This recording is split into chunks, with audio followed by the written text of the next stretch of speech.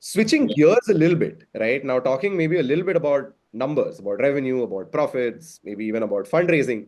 A couple of questions, from my side to sort of round out this amazing call that we've had so far. So, one is when you sort of think about ops, right? Like one of the perspectives that people often have with regards to ops is that it's about, say, cutting cost or it's about maintenance of the business as usual.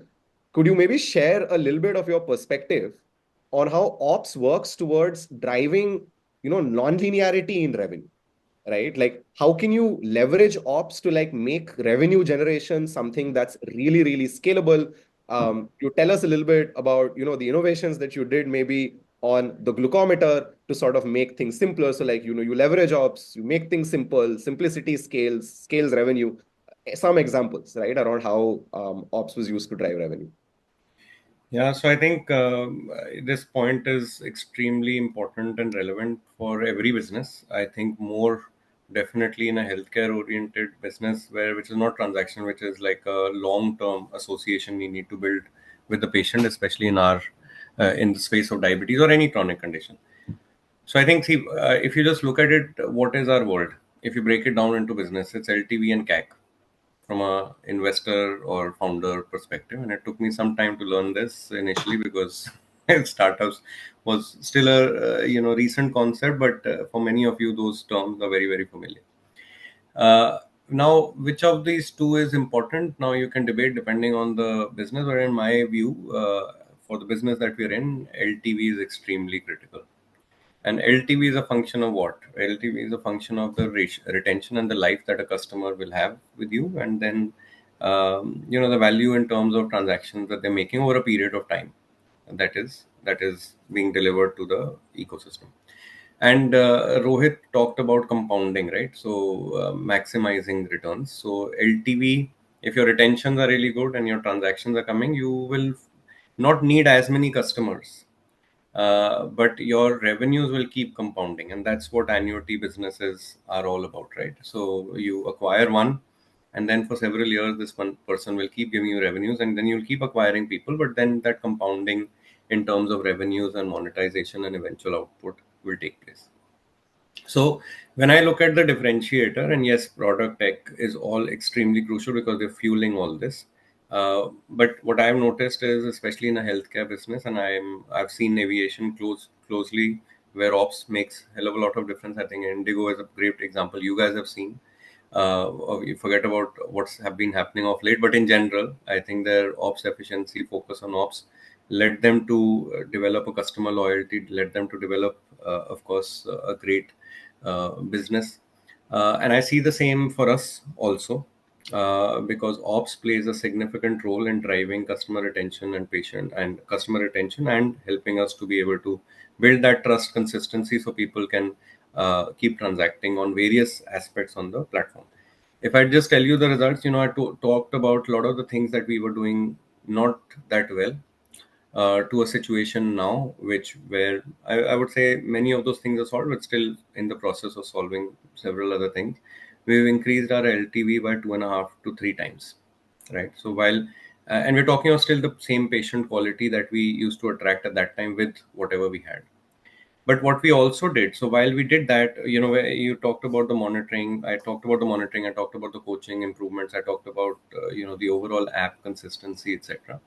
Our ability to service both on the product side in terms of delivery of things within a few days, to our ensuring the SOPs of the coaches and everything were great, so that we can deliver both customer great customer experience and consistency. Uh, that had a positive impact on existing customer base in increasing their LTV to 2.5 3x. But what it also did was reduce our CAC, and what it also did was increase our scale of new customer acquisitions. What it also did was help us increase our price. So I'll give you an example. Rohit, while Rohit was helping us at Bito, even then, I think about a year or so back, Rohit, if I'm not mistaken, uh, our only lever to scale was drop the price of the device on Amazon or anywhere else, right? But because we had worked on this, we have now started commanding a better price. So if we had gone to the extent of giving our kit on Amazon etc. to 199 rupees, now we are at a 500, 550 level. And no, we haven't done that by reducing scale. We have increased scale by 2x, right? So LTV was a great outcome because of delivering solid, consistent experience by changing a lot of things on the ops side for the business. But we also got tailwinds of doing that on our new customer acquisition because we started to command higher price, which meant higher contribution margins. We started reducing our CAC, which meant low reduced cost, or one of the largest costs that most digital businesses have these days. And it allowed us to increase our scale, which is a combination of these two things. So overall LTV CAC relationship, LTV going up, CAC going down, scale going up, that's the holy grail of the business, right? And if I look at anything that changed, it was a clear focus and hard, I would say, consistent execution on what? On ensuring customer experience, long term thinking delivered through a better operational excellence that we earlier were ignoring or we didn't have the muscle for. Awesome. Thank you. Thank you so much for that. I think this was like a great sort of way to put it, right? Like LTV, CAC, scale, all coming together in the right way is what helps businesses drive, non-linearity, right? Fundamentally, it expands your margins, it expands your scale, and it makes everything that you were doing easier to do more of, right? I think on that note, and probably the last question before we maybe ask the audience if they would have want to raise their hands, ask any questions over here, is you've raised capital from various investors over a long period of time at different stages of the journey, right? When ops was great, when ops was information, when ops was not a focus, you've seen the entire journey, you've seen how people interact, how easy, how difficult it was at all of these points of time to raise capital, right? Could you tell us a little bit about what role the operational design of your business has in convincing investors that you're going to be effective, you're going to succeed, and that you're a company that they should consider investing? Of course, there's various aspects around IP, around product, around tech, which are enormously important across all sorts of businesses, right? But given that here in healthcare, ops forms such a core component of the business, and that ops is not incidental but rather the core of the business, how do you think about communicating this aspect to investors? Why do investors care? And how should maybe some of the folks who are on the call, who are founders or working in teams that are trying to raise capital, how should they think about communicating the operational effectiveness of the businesses to investors? See, you're also as good as the investors you attract. So I believe, investors love product market fit. All investors, most investors love product market fit. I think the best ones also love operations market fit. And ops market fit for us is as important as a product market fit.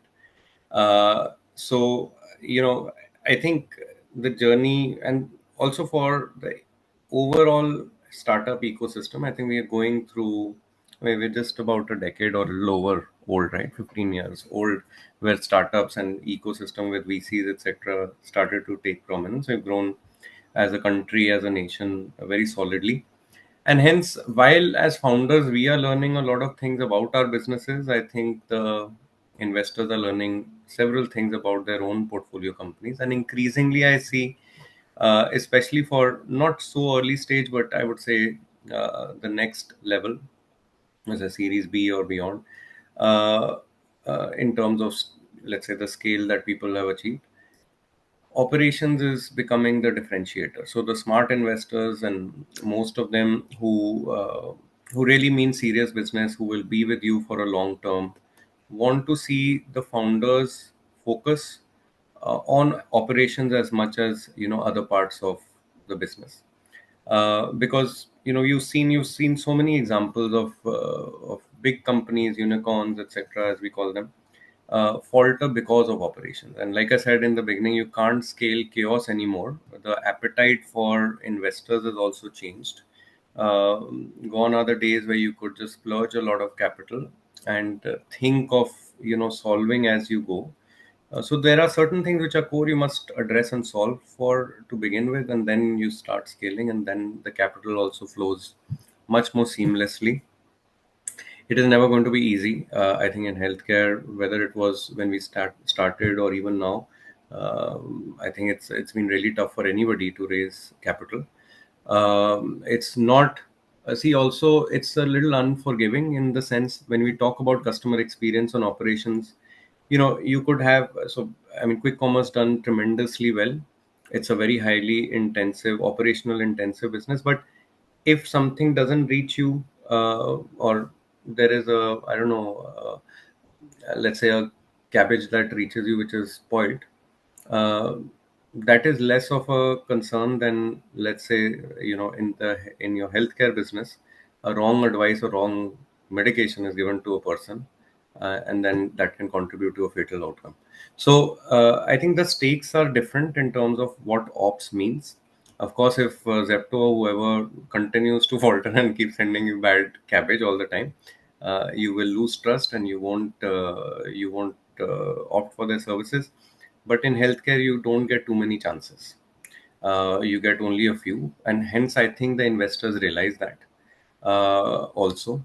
And so the good ones, the serious ones, which I would say now most of them do, they understand the importance of ops fit as much as product market fit.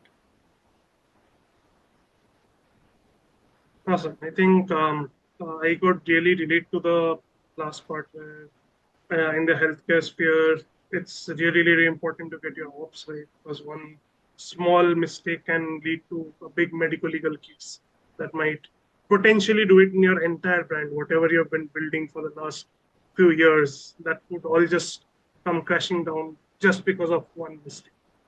So yeah, so I can totally understand that, and I think that's something very crucial to consider.